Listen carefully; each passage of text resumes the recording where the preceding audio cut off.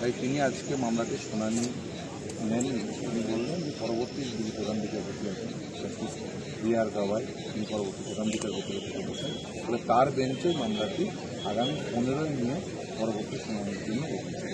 আশা করছি অতি দ্রুততার সঙ্গে এই মামলাটি শুনানি হবে। যদিও এই মামলাতে অন্তর্বর্তীকালীনভাবে কেন্দ্রীয় সরকার তারা আন্ডারটেকিং দিয়েছেন যে তারা বোর্ড ফরমেশন করবেন না, তারা কাউন্সিল তৈরি করবেন না, ওয়াকআপ কাউন্সিল তৈরি করবেন না এবং ওয়াকআপ বাই ইউজার নিয়ে কোনো প্রকার কোনো পরিবর্তন করবেন না, সেটি তারা বলেছেন। ফলে এই যে পরিবর্তনগুলো হবে না, এই ইন্টারেস্ট প্রোটেকশন যেমন ছিল অ্যাজ ইট ইজ চলবে। পরবর্তী আশা করছি যে সেখানে সম্পূর্ণ হবে।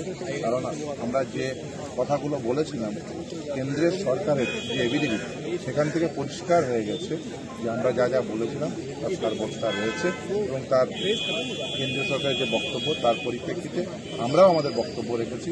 সমস্ত দলিল দস্তাবেজ সেগুলো রেডি। আগামী 15 আশা করি এই যে ওয়াকআপ অ্যামেন্ডমেন্ট অ্যাক্ট 2025 যেগুলো অসাংবিধানিক, সেই যে প্রভিশনগুলো আমরা যেগুলো আমাদের রিজুলেশনে যেগুলো উপস্থাপনা করেছি সেগুলো অসাংবিধানিক।